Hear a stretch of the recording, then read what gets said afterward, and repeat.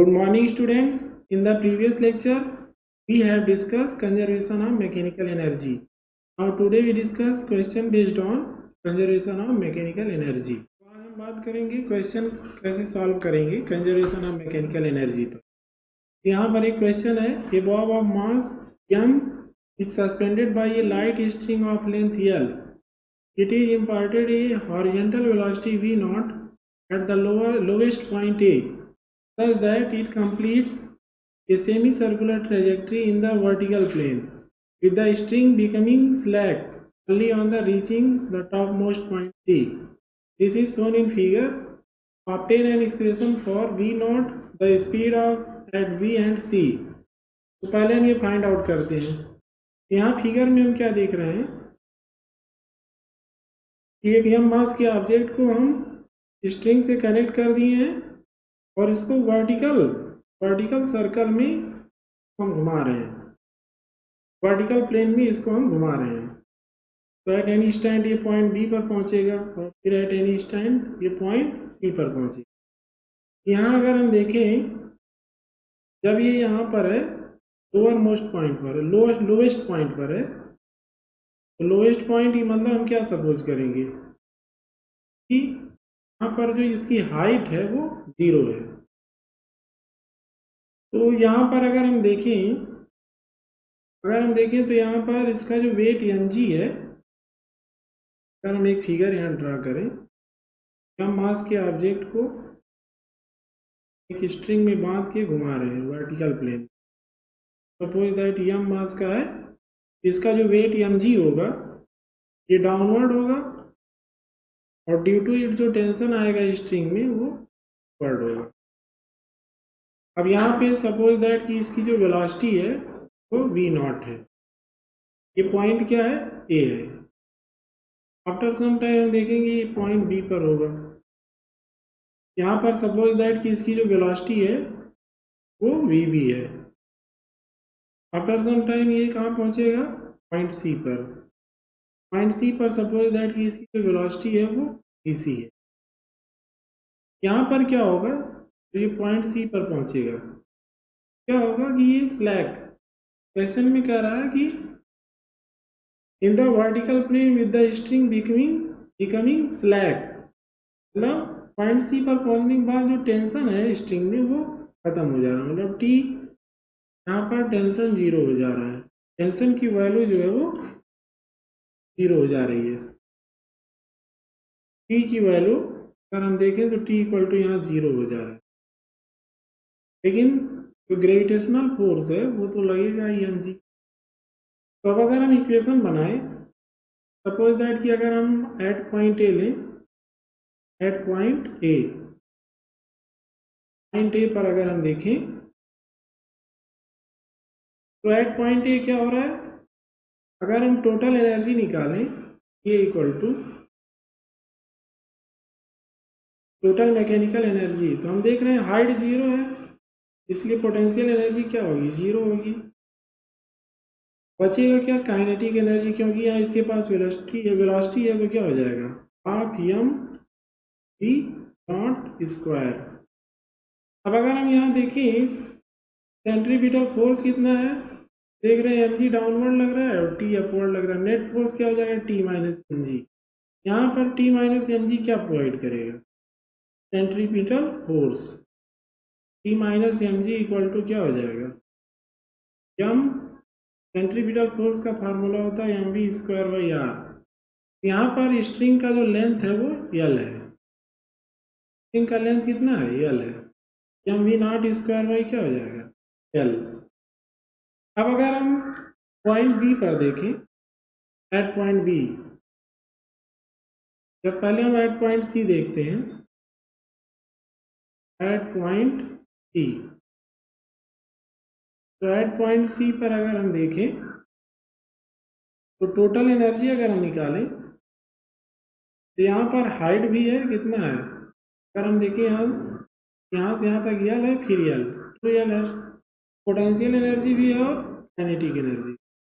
तो at point सी अगर हम टोटल एनर्जी निकालें तो ई सी इक्वल टू क्या आएगा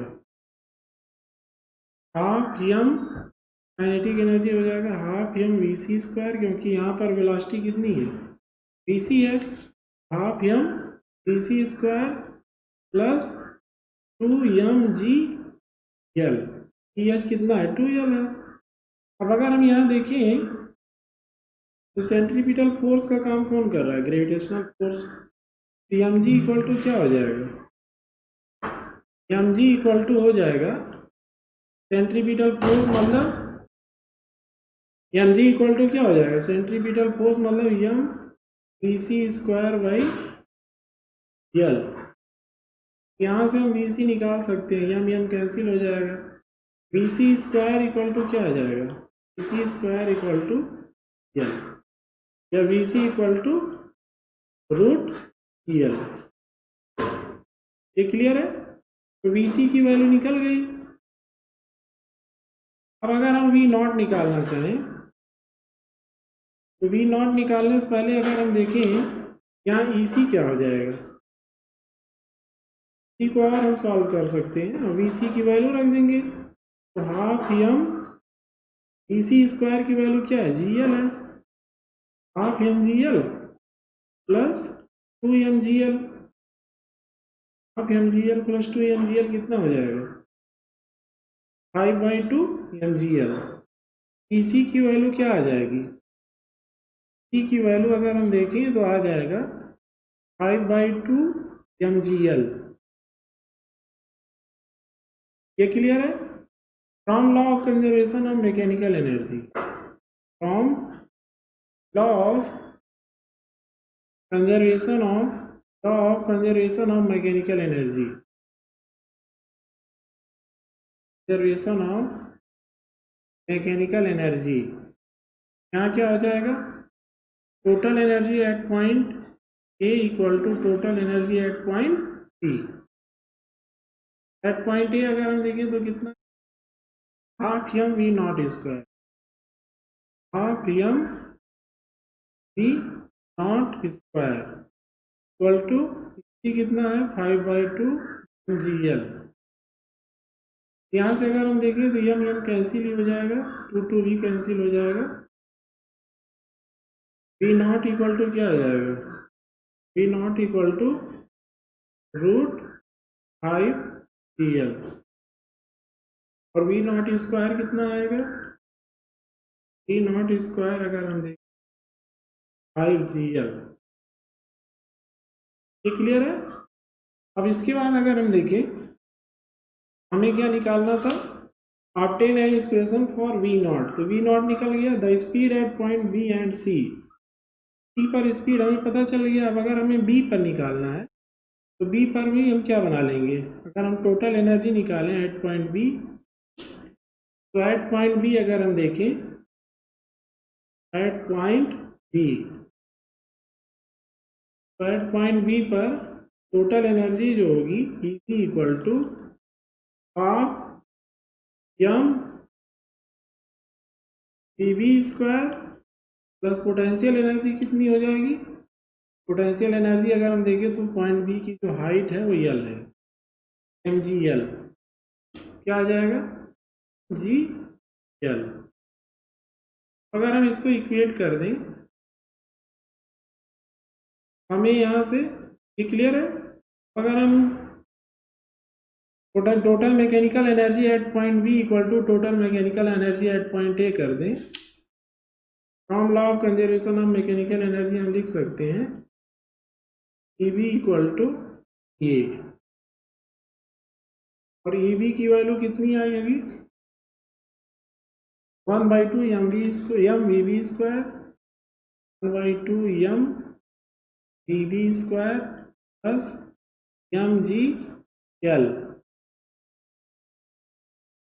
इक्वल टू किसके हो जाएगा, ये के half M V nought square,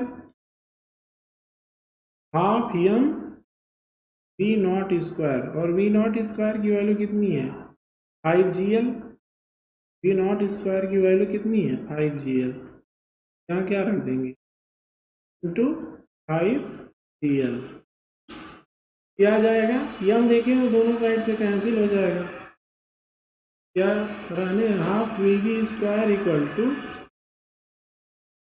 1/12 VB square equal to, यहाँ पे अगर हम देखें एम दोनों साइड से क्या हो जाएगा, कैंसिल आउट हो जाएगा। Half VB square equal to क्या आ जाएगा, 1/2 5/2 GL माइनस GL, तो क्या हो जाएगा 1/2 VB स्क्वायर इक्वल टू हो जाएगा 3/2 GL, 2 कैंसिल हो जाएगा। VB इक्वल टू क्या आ जाएगा, VB इक्वल टू आ जाएगा √3 GL। ये हमने VB भी फाइंड आउट कर लिया। अब इसके बाद कह रहा है कि the ratio of kinetic energy at point B and C, the ratio of kinetic energy at point B and C. Kinetic energy at point A अगर हम निकालें A by at point B and C देखना है, at point B and C. Point B पर क्या होगा, के B होगा, और पॉइंट सी पर के सी।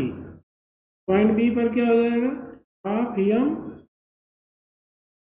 VB square on half M VC square. Half M तो कैंसिल ही हो जाएगा। VB स्क्वायर अगर हम देखें तो कितना है, VB स्क्वायर, VC स्क्वायर तो GL है, और VB स्क्वायर कितना आया है 3GL। VB स्क्वायर आया है 3GL और VC स्क्वायर GL, क्या आ जाएगा 3:1। अब इसके बाद क्या कह रहा है क्वेश्चन में, comment on the nature of the trajectory of the ball पर it reaches point C. Point C पर अगर स्ट्रिंग ब्रेक हो जा रहा है क्या होगा, तो अगर हम देखें तो पॉइंट सी पर इसकी वेलोसिटी कितनी है, VB हो जाएगी। पॉइंट सी पर VC है, यहाँ पे क्या हो जाएगा, वही कंडीशन हो जाएगा जैसे प्रोजेक्टाइल मोशन में हॉरिजेंटल प्रोजेक्ट, या साइड से अगर हम किसी ऑब्जेक्ट को हॉरिजेंटली थ्रो करते तो ये क्या होगा, पहले तो ये सीधे जाना चाहेगा अगर यहाँ स्ट्रिंग ब्रेक हो जाता है, but due to gravitational force ये क्या होगा, पैराबोलिक पाथ, प्रोजेक्टाइल मोशन हो जाएगा इस। ये क्लियर है। इसके बाद अगर हम देखें potential energy of A spring, spring के केस में होता क्या है, स्प्रिंग फोर्स अगर हम देखें तो कंजर्वेटिव फोर्स है और वेरिएबल है। यहाँ पर सपोज दैट कि एम मास का एक ऑब्जेक्ट है तो एक स्प्रिंग से अटैच है, स्प्रिंग से अटैच है, ये अभी मीन पोजीशन में है, जो डिस्प्लेसमेंट है अभी 0 है, अभी ना तो हम स्प्रिंग में एक्सटेंशन कर रहे हैं ना एक्सटेंशन कर रहे हैं। यहाँ पे है क्या, स्प्रिंग का एक एंड वॉल से कनेक्ट है और सेकेंड एंड मास से कनेक्ट है। अब अगर हम अभी इस पर हम कोई फोर्स नहीं लगा रहे हैं तो स्प्रिंग फोर्स भी क्या होगा, 0 होगा। अब अगर हम इसमें एक्सटेंशन कर रहे हैं, सपोज दैट कि इसमें हम एक्सटेंशन कर दें, तो एक्सटेंशन करने के लिए जो एक्सटर्नल फोर्स हम लगाएंगे इस पर, यहाँ पर सपोज दैट इसमें जो एक्सटेंशन किया वो x, इसके लिए जो एक्सटर्नल फोर्स हम अप्लाइड करेंगे वो आउटवर्ड, तो स्प्रिंग की जब फोर्स लगाएगा, स्प्रिंग हम देखेंगे कि स्प्रिंग जो फोर्स लगाएगा वो इनवर्ड लगाएगा। यहाँ पर हम क्या देख रहे हैं कि जब डिस्प्लेसमेंट पॉजिटिव है तो स्प्रिंग फोर्स का डायरेक्शन क्या है, नेगेटिव है। यहाँ पे जो स्प्रिंग फोर्स है वो डायरेक्टली प्रोपोर्शनल है किसके, डिस्प्लेसमेंट के। अब अगर हम कंप्रेशन करते हैं, कंप्रेशन के केस में क्या होगा, अगर हम कंप्रेशन यहाँ पे करते हैं, सपोज दैट कि जो कंप्रेशन हमने किया वो भी x किया, इस केस में जो हम फोर्स लगाएंगे एक्सटर्नल फोर्स इनवर्ड लगाएंगे और स्प्रिंग फोर्स किधर लगेगा, आउटवर्ड। यहाँ पर अगर हम देखें तो स्प्रिंग फोर्स का डायरेक्शन पॉजिटिव है, डिस्प्लेसमेंट क्या है, नेगेटिव है। यहाँ से हमें रिजल्ट क्या मिल रहा है, रिजल्ट ये मिल रहा है कि जो स्प्रिंग फोर्स होता है वो डायरेक्टली प्रोपोर्शनल होता है डिस्प्लेसमेंट के। जितना ज़्यादा हम डिस्प्लेसमेंट करेंगे उतना ज़्यादा स्प्रिंग फोर्स लगेगा। और क्या हम देख रहे हैं, जब डिस्प्लेसमेंट पॉजिटिव है तो फोर्स निगेटिव है, और जब डिस्प्लेसमेंट निगेटिव है तो स्प्रिंग फोर्स पॉजिटिव है। यहाँ हम निगेटिव साइन लगा देंगे। या हम लिख सकते हैं F S equal to minus K X. Where K क्या है, वेयर के अगर हम देखें स्प्रिंग कांस्टेंट है, स्प्रिंग कांस्टेंट है। के की वैल्यू अगर लार्ज है तो स्प्रिंग क्या होगा, स्टिफ होगा, अगर के की वैल्यू स्मॉल है तो स्प्रिंग क्या होगा, सॉफ्ट होगा। इसके बाद होमवर्क है तो आप सॉल्व करेंगे। अगर कोई प्रॉब्लम होगा नेक्स्ट वीडियो में डिस्कस करेंगे। Okay, thank you.